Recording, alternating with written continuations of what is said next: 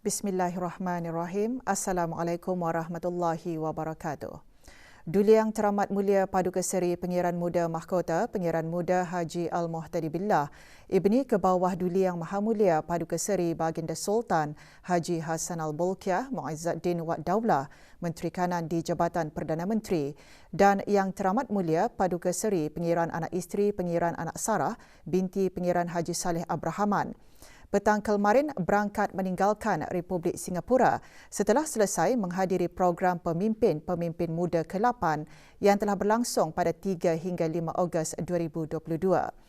Berangkat sama Yang Teramat Mulia Pengiran Anak Munirah Madhul Bolkiah, Yang Teramat Mulia Pengiran Muda Muhammad Aiman dan Yang Teramat Mulia Pengiran Anak Fatimah Az-Zahrah Raihanul Bolkiah.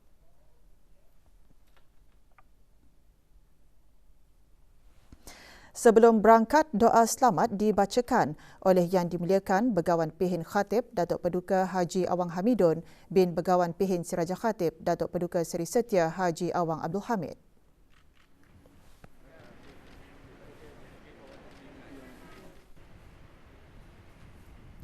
Hadir di Kompleks VIP Lapangan Terbang Antarabangsa Changi bagi menyembahkan selamat berangkat Tuan Yang Terutama Dr. Muhammad Maliki Osman, Menteri di Jabatan Perdana Menteri dan Menteri Kedua Pendidikan dan Hal Ehwal Luar Negeri Republik Singapura selaku Menteri Pengiring dan Puan Saadiah Shahal selaku Lady in Attendance.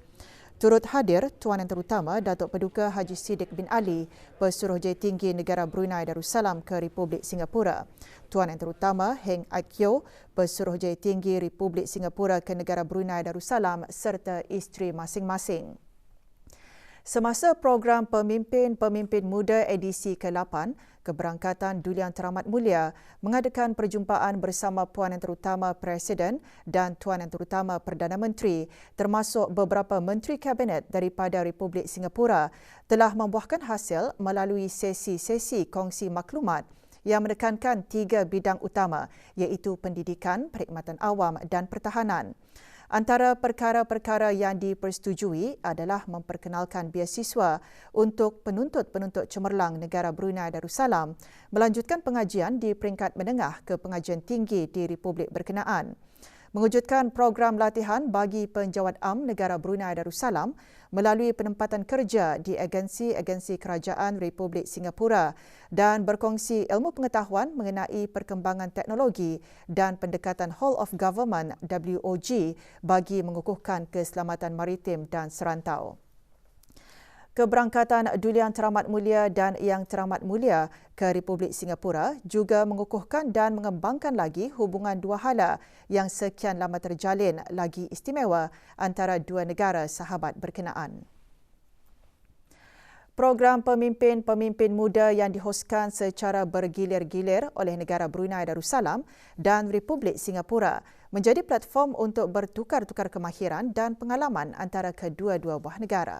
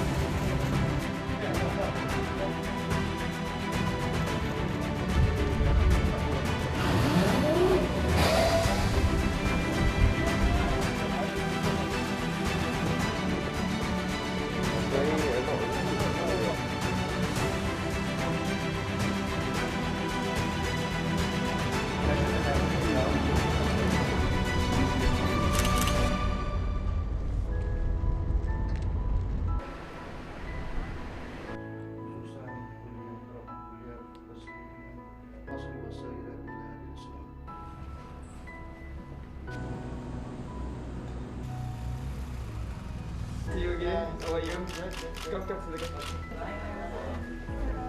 Oh, so first time you're watching the Rise of yesterday? Yeah, 3-4 years now. Yeah. Looking forward to seeing you tonight in Singapore again.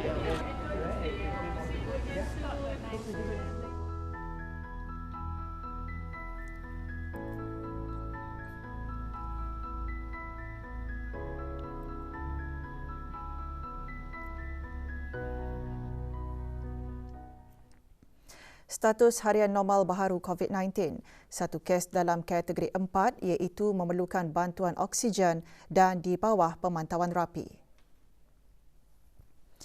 Kementerian Kesihatan juga memaklumkan 711 kes sembuh kemarin dengan satu kes kematian dilaporkan.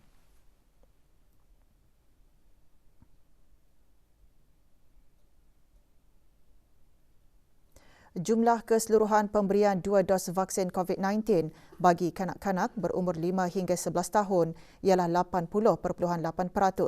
Bagi remaja berumur 12 hingga 17 tahun, ia mendapat 3 dos vaksin, 54.1%.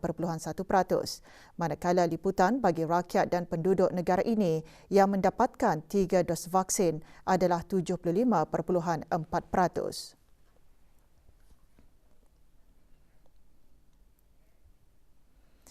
Cabaran dan rintangan pasti akan terjadi dalam menghadapi pembelajaran demi untuk mencapai kejayaan. Namun cabaran tersebut akan dapat diatasi dengan penyusunan strategi perancangan yang lebih padu dan berkesan. Ia antara intipati Forum Khas Majlis Sambutan Awal Tahun Hijrah Universiti Islam Sultan Sharif Ali Yunisa. Majlis yang diselajurkan dengan penyampaian Anugerah Khidmat Masyarakat sesi 2021-2022 Masihi diadakan di Dewan Auditorium Universiti berkenaan. Hadir Dr. Haji Nur Arfan bin Haji Zainal, Rektor Yunisa. Forum khas dengan tema Bersabar, Berikhtiar, Berdoa dan Bertawakal menghadapi ujian memacu wawasan negara disampaikan oleh ahli panel yang terdiri dari pelajar-pelajar tahun 3. Manakala 3 projek terbaik menerima Anugerah Khidmat Masyarakat sesi 2021-2022. Aktiviti yang diungkayahkan oleh Pusat Penataran Ilmu dan Bahasa Yunisa bertujuan mengembangkan kreativiti mahasiswa dan mahasiswi melalui sumbangan buah fikiran dalam melaksanakan aktiviti tersebut.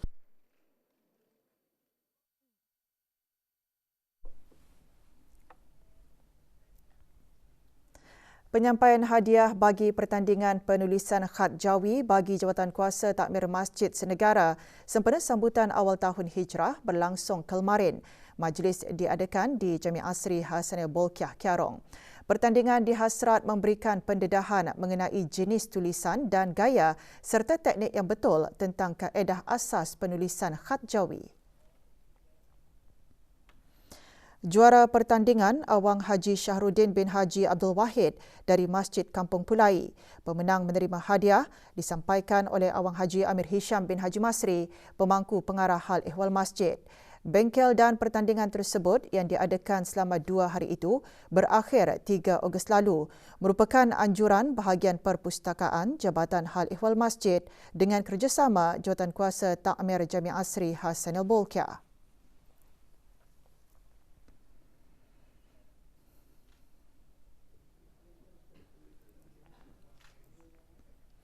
Beberapa organisasi atau pertubuhan di negara Brunei Darussalam mahupun luar negara didapati terlibat menjalankan pengumpulan dan pengagihan dana bagi tujuan seperti kebajikan, agama, budaya, pendidikan, sosial dan pelbagai lagi aktiviti berunsur kebaikan yang lain. Pada lazimnya digelar organisasi bukan berbentuk keuntungan atau non-profit organisation NPO. Sehubungan itu menjadi tanggungjawab negara untuk melaksanakan pemantauan piawaian antarabangsa berhubung pembenterasan pembersihan wang haram dan pembiayaan pengganasan. NPO mempunyai risiko signifikan untuk disalahgunakan bagi tujuan aktiviti pembiayaan keganasan dengan pelbagai cara. Antaranya mengalihkan pemindahan wang, menyamar sebagai pertubuhan yang sah dan membuat pengumpulan dana melalui transaksi digital, menjadikan NPO sebagai platform menyampaikan mesej berunsur radikal dan meraih sumbangan orang awam. Sehubungan itu, individu atau kumpulan yang berhasrat membuat sumbangan ke NPO di negara Brunei Darussalam dan luar negara, khususnya melalui transaksi perbankan digital agar meningkatkan kewaspadaan. Dapatkan maklumat lengkap mengenai sesebuah organisasi dan memastikan pengumpulan dan penerimaan dana dijalankan oleh organisasi yang dipercayai.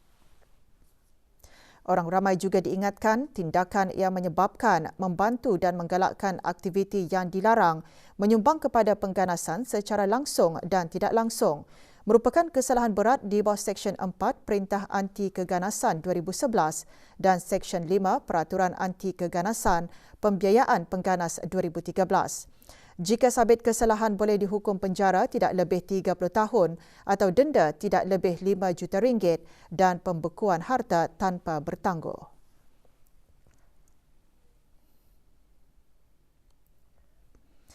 Anugerah Cipta Duli Penyiaran Muda Mahkota Cipta 2023 adalah pertandingan edisi ke-10 yang dianjurkan oleh Universiti Teknologi Brunei UTB dengan rakan kongsi penaja utama Brunei LNG Sendirian Berhad. Sehubungan itu, jerayawara pertandingan Anugerah Cipta Duli Penyiaran Muda Mahkota 2023 diadakan kemarin. Jerayawara bertujuan meningkatkan kesedaran orang ramai mengenai pertandingan Anugerah Cipta 2023 dan menarik minat orang ramai untuk menyertainya. Hadir Tuan Yang Terutama Tran Van Qua, Duta Besar Istimewa dan Mutlak Republik Sosialis Vietnam ke negara ini, dan Tuan Yang Terutama Hock Sophia, Duta Besar Istimewa dan Mutlak negara Kemboja ke negara ini. Dengan tema inovasi bagi matlamat pembangunan berdaya tahan, pertandingan menonjolkan 3 kategori utama.